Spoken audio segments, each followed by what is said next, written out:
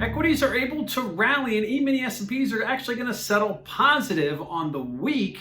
It was a really choppy week. Recall about a week and a half ago, we were setting new all-time highs around 39.88 just after the FOMC meeting. Then things took a turn. We saw equities collapse. We saw them trade lower. We actually traded lower earlier this week and struggled to get back, but we did get back to unchanged, and actually we'll see a small gain. So equities outperforming again. A lot of talk about quarter end reallocating out of equities into bonds.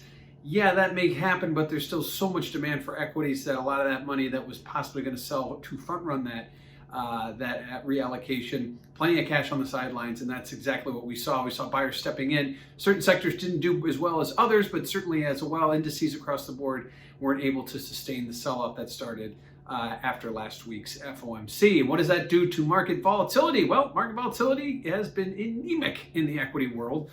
Settled this week in the E-mini S&Ps at just under 20, actually the lowest weekly settle since prior to the pandemic. So we've now come full circle. Yes, we've tested that level before, but now on a weekly basis, we're seeing volatility continue to drip lower. It's not nosediving anymore, but it's continuing to go lower as equities go up. So you have that inverse relationship between price and volatility. Volatility continues to go down. No fear that this market is going to crash, at least in the short term. And lastly, what do we have next week? Well, next week, we do get some typical data. We get the month-end number, PMI numbers, as well as the jobs numbers. We'll look at the claims, the ADP number on Wednesday, the claims number on Thursday, and then the non-farm payroll number on Friday. I also think stocks are going to start looking ahead to those mid-April earnings reports, which will kick off earnings for the banks.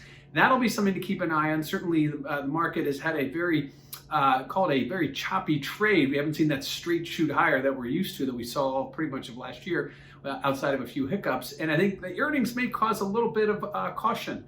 So look for things to possibly flatten out until we get some of those numbers. Obviously, earnings tell you what the story is today. What we really want to know is what's going to happen, 2-3 quarters from today, and that's what the market will be anticipating hearing. So after a slow start to the week, equities catching a bid, going positive as we look ahead to next week's jobs report.